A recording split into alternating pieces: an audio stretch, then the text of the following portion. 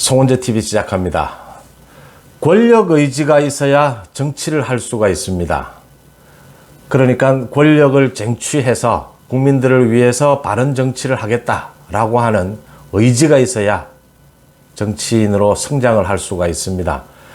경쟁이 굉장히 극심한 이 정치권에서 권력 의지는 꼭 필수적인 것이죠. 또 국민들에게, 자기를 지지해준 국민들에게 보답하는 길이기도 합니다. 그런데 이 권력 의지가 언제나 화근이 될 때도 많이 있습니다. 권력 의지와 자신의 정치적 역량이 비례해야 되고, 또 권력 의지를 드러낼 때 여러 가지 정치적 환경, 주변의 많은 여건, 변수들과 조화를 이룰 수 있을 때 이 권력 의지가 이루어지는 셈이죠. 정치인이 성취를 하게 되는 셈입니다. 이게 이제 잘 조화가 되는 경우보다는 조화가 되지 않는 경우가 훨씬 많다라고 하는 게 언제나 화근이 됩니다. 주호영 국민의힘 비대위 체제가 처음부터 삐걱거리고 있습니다. 처음부터 헤매고 있습니다. 이 헤매는 이유는 주호영의 과욕과 착각 때문입니다. 그러니까 어제 비대위가 처음으로 행사였다고 하죠. 수해 복구 작업에 나섰습니다. 현역 의원 40여 명이. 그 자리에서 김성원 의원이 비가 좀 왔으면 좋겠다. 사진이 잘 찍히게, 사진이 잘 나오게. 그 방송 카메라가 돌아가고 있는 상황에서 옆에 있던 권성동에게 지금 이 상황이 얼마나 심각한, 이 수해 상황이 심각한데 이런 이야기를 해가지고 모든 게 다 묻혀버렸습니다. 문제는 이런 상황이 발생을 하면 주호영이 굉장히 장난기가 많은 의원이다. 김성원은 평소에도 이렇게 좀 감싸 안는 듯이, 또 농담이었는데 큰 좀 줄기를 봐달라 이렇게 지금 이야기를 하고 엄중 경고했다. 여론이 안 좋으니까 엄중 경고했다 이렇게 나오는데, 김성원은 주호영이가 원내대표할 때 부대표를 지냈죠. 원내 부대표를 지냈는데 친합니다, 두 사람이. 이번에 비대위원으로도 지금 거론이 되고 있었습니다. 지금은 이제 아니겠지만. 이게 눈에 안 보입니까? 큰 가닥을 봐달라. 평소에도 장난을 잘 치는 의원이었다. 지금 장난칩니까, 정말? 큰 가닥이 뭡니까? 예, 큰 가닥을 볼게요. 주호영이 말대로. 국회의원 40명이 가서 수해 복구를 하면 대단한 복구 작업 실적이 올라옵니까? 큰 가닥이 뭡니까? 집권 여당의 의원들이 수해 복구에 한 몸으로 마음을 같이 한다. 이 수해의 아픔을 같이 한다는 게 큰 가닥 아닙니까?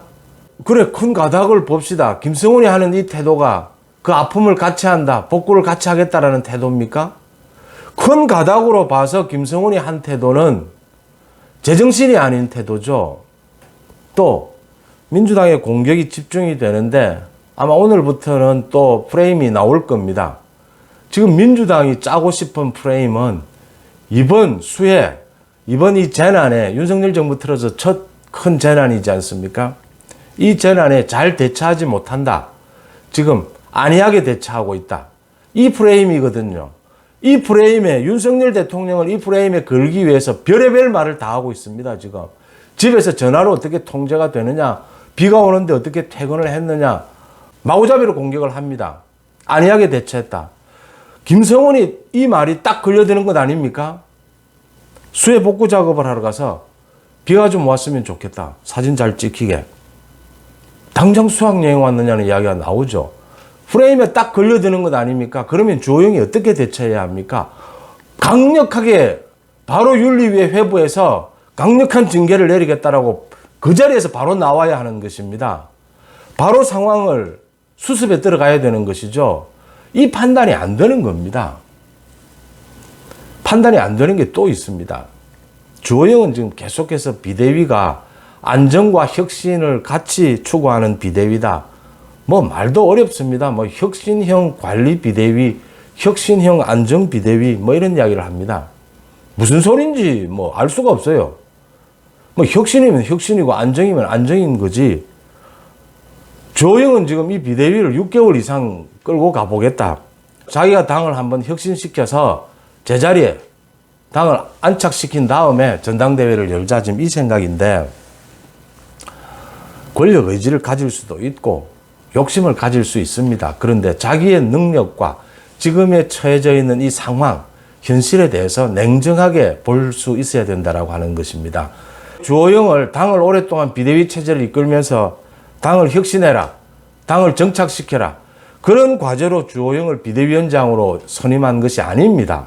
이번 당에서 의원총회에서 전국위까지를 열면서 주호영을 비대위원장으로 선임한 것은 지금 당이 비상상태다, 빨리 비대위 체제로 전환을 해서 빨리 전당대회를 열어서 새 지도체제를 꾸리자, 그래서 당을 안정시키자, 전당대회 관리까지를 맡는 사람이 누가 좋겠느냐, 주호영이 적임자가 아니겠느냐, 지금 안 하겠다는 사람들이 대부분이니까 다들 그걸 할 필요가 있겠느냐 굳이. 그래서 주호영이 선정이 된 겁니다. 주호영이 무슨 능력이 탁월하고 무슨 대단한 카리스마가 있어서 영입이 된 것이 아니고 그냥 관리 잘하라고 선임이 된 겁니다.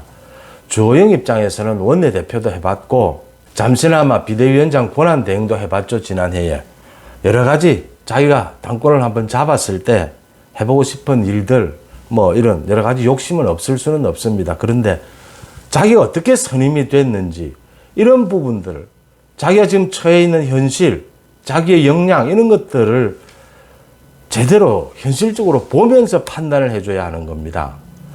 혁신, 오랫동안 비대위를 운영을 하면서 당을 혁신할 비대위원장으로는 주호영 외에도 당 내에도 당 밖에도 많이 있습니다. 이미 많이 거론이 됐었습니다. 이런 부분을 알고 자신의 분수를 지키고 권력 의지는 권력 의지대로 이렇게 할 수 있어야 되는데 그걸 하지 못하니까 어제 이런 김성원 같은 이런 사고에 대해서 제대로 대처도 못하는 겁니다. 이 지금 평소에 장난기가 많았다, 지금 이러고 넘어갈 때입니까? 이 지금 장난입니까 이게 지금? 민주당은 당장 프레임을 짜고 들어올 텐데 이게 예상이 안 됩니까? 왜 지금 비대위원을 영입하는 것도 어렵다라고 합니다. 주호영이 지금 비대위원을 영입을 해서 오늘부터 비대위를 출범시킬 예정이었는데 빠르면 지금 빨리 비대위를 출범시키는 것이 좋습니다. 17일 재판이 열리지 않습니까? 17일 첫 심리가 열리는데 아마 17일 밤이나 그 다음날 결정이 날 수도 있습니다. 이게 문제가 복잡하지 않거든요. 재판부가 지금 그 최고위원회의에서 전국위 소집을 결정한 것, 이게 절차상 온당했느냐, 또 상임전국위나 전국위에서 이걸 치유를 했습니다. 이 절차상의 약간의 문제를. 이걸 법리상 어떻게 볼 것이냐. 법리상에 좀 문제가 있더라도 이건 정치권의 문제니까 정치권의 자율에 맡길 것이냐. 이 판단만 하면 되기 때문에 그렇게 복잡하지 않다라고 하는 것입니다. 그래서 뭐 일부 인용이 될 수도 있지만 마지막 최종 결론은 또 국민의힘 쪽이 이기는 쪽으로 나지 않겠느냐, 이런 전망이 우세합니다. 그러면 지금 재판을 앞두고 비대위 체제가 정상적으로 빨리 가동이 돼서 안정을 찾는 것이 재판에도 유리합니다. 그런데 지금 비대위원들이 이런 식이니까 해야 되는지 말아야 되는지를, 지금 주호영이 하고 있는 이야기는 뭐 비대위원회 혁신형 청년들을 영입하고 여성도 영입을 하고 뭐 계파는 모두 배제하겠다. 지금 뭐 그렇게 계파가 있습니까? 국민의힘에? 국민의힘 전부 친윤 의원 아닙니까? 지금 정권 초반에. 친윤 아닌 사람 이준석 외에, 유승민, 이준석 외에 또 있습니까? 무슨 지금 계파가 있고 뭘 지금 혁신을 하고, 지금 혁신한답시고 혁신위원으로 지금 들어오면 뭐 청년들 영입을 하면 민주당의 박지현, 국민의힘의 이준석 지금 보고 있지 않습니까? 앞뒤 가리지 않고 언론 플레이를 하고 저렇게 말도 안 되는 이야기를 나가서 떠들고 분란을 일으키면 그 감당을 또 누가 할 겁니까? 그러니까 주호영이 지금 혁신을 이야기할 때가 아닙니다.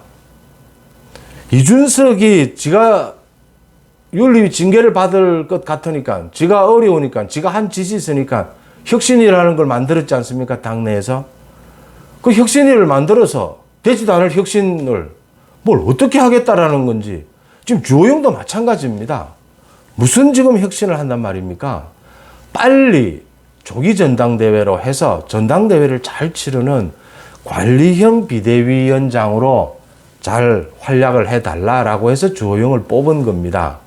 뽑은 사람들의 뜻에 맞게 활동하는 것, 행동하는 것이 적절합니다. 그렇게 행동하지 않으니까 지금 비대위원으로 거론되는 사람들도 비대위원회가 도대체 기간이 얼만데 내가 들어가야 되나 말아야 되나? 이게 뭐지 지금 이렇게 되는 겁니다.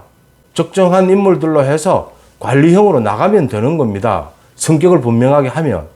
그런데 자꾸 주호영이 혁신을 하겠다, 뭐 당을 자기가 천년만년 이끌 것처럼 이렇게 이야기를 하니까 비대위원들로 거론이 되는 사람들도 지금 이게 들어가야 되나 말아야 되나? 이게 지금 주호영이 또 착각을 일으키고 있는 부분인 겁니다. 이 주호영이 비대위를 꾸리는 부분에도 착각을 일으키고 그 자세 그대로 김성훈의 그 막말, 그 막말에 대한 대응에도 착각을 일으키고 있는 부분입니다. 더 나아가서 이렇게 해서 주호영이 이런 자세로 이준석과의 그 법정 싸움마저 제대로 해낼 수 있을까라는 우려도 지금 나오고 있는 겁니다. 이준석을 만나고자 하는데 이준석은 뭐 만나지 않겠다라고 하면서 어제는 또 무너지는 건물 사진을 올려서 2년간 지어 올린 것이 2주일 만에 다 무너졌다. 국민의힘을 지금 이렇게 가장 어렵게 만든 가장 책임이 큰 사람이 이준석 아닙니까? 자기가 가장 큰 책임을 져야 하면서 그 책임을 지금 다른 사람한테 떠넘기고 있는 겁니다.